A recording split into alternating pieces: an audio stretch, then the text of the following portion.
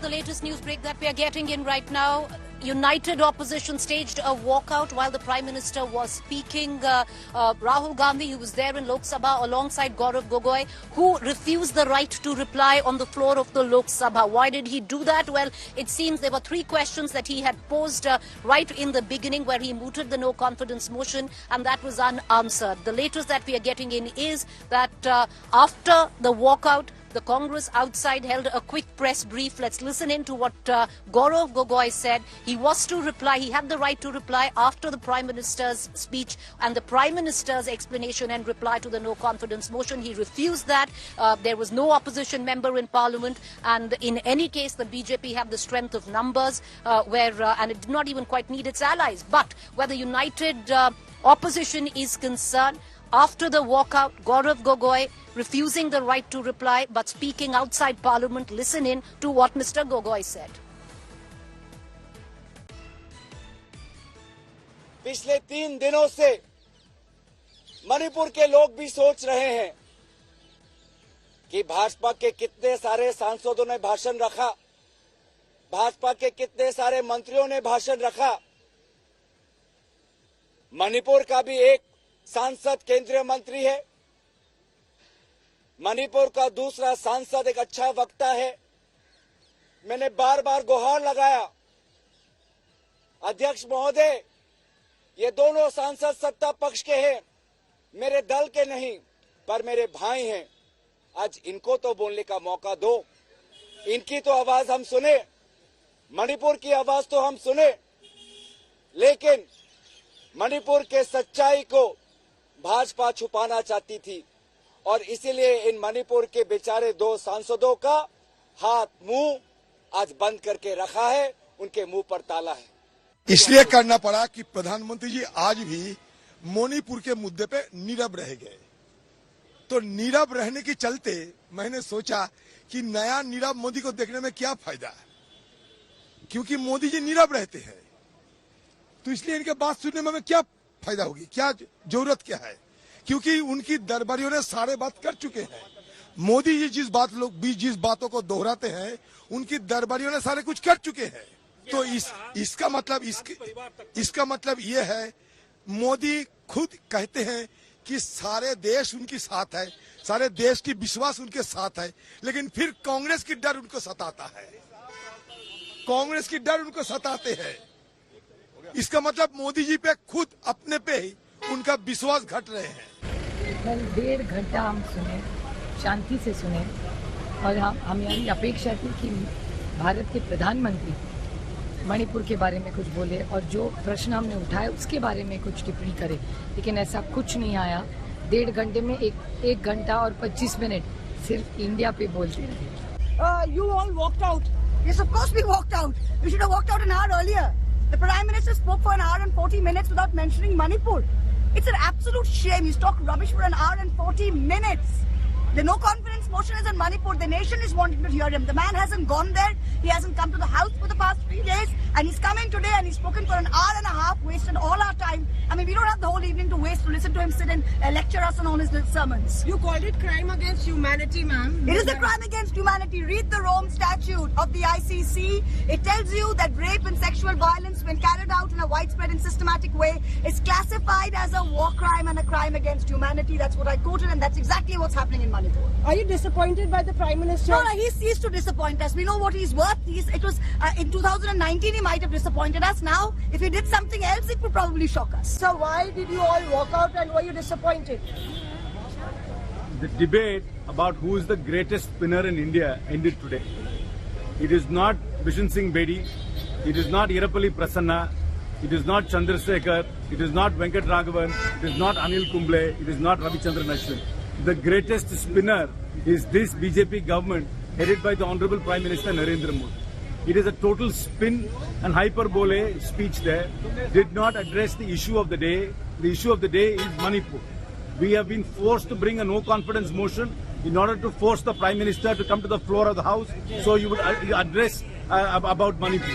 He refused to come during the session, but today in the penultimate day He is coming to the House on a no-confidence motion, and in the 90 minutes we listened to him patiently. He did not even utter the word Manipur. It is an insult to the people of Manipur. It is insult to the people who have been killed in Manipur. It is insult to the women who have been humiliated there. And it's an insult to the unity of India. And that is why we are protesting that and walked away from the House.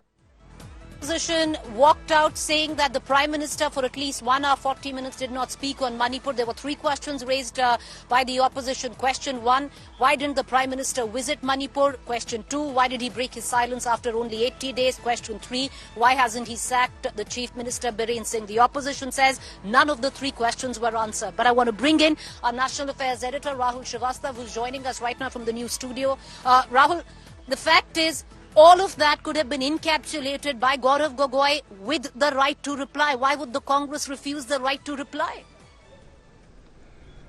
Preeti, what we were told before the trust motion, some senior Congress leaders and even those part of the India coalition had said that they do not want to be part of the display of numbers.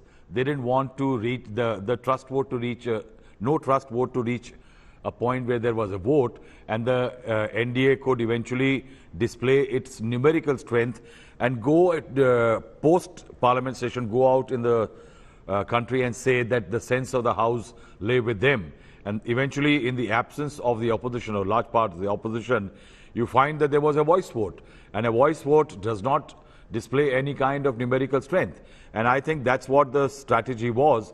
And I think it was helped by the Prime Minister. I think even the BJP doesn't mind it, primarily because had it been an opposition was there and there was attempt to question or seek clarifications, it would have been difficult. Because if you see the entire debate, the basic idea was to make the Prime Minister speak, but it was not that it should be a Xerox copy of all the speeches of the Prime Minister put together with a little sprinkling of what the party has done as far as the Northeast is concerned, as far as the problems in Northeast all created by the Congress party, and also that whatever has happened, at one time the seeds were sown by the Congress party.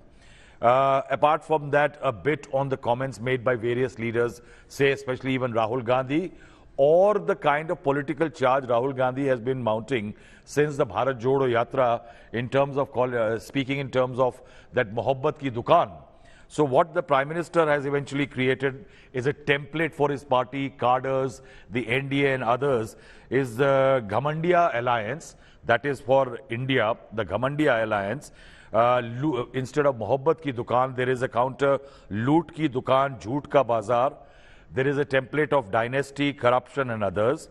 Then there was a very interesting manner. I think I have seen this for the first time happening with Amit Shah's speech first.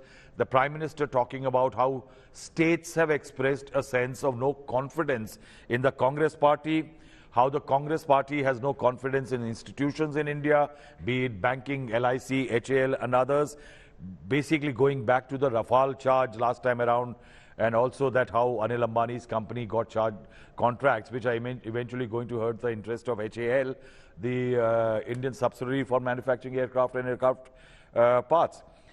Then he has very clearly tried to do one thing. Apart from attacking India, the coalition, he has tried to create a sense of doubt about the Congress among the constituents of India coalition.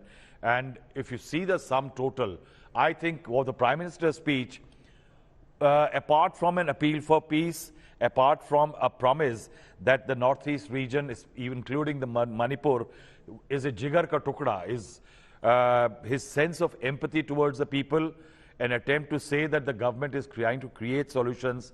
I think a 3-day long debate over a no confidence motion to make the Prime Minister's speech on the issue of Manipur eventually leaves me and a lot of people wondering still what exactly went wrong and what exactly are the remedial measures and what is the accountability fixed as far as what has gone wrong. Well, the Prime Minister made an out-and-out political election speech paving the way for 2024, that is for sure.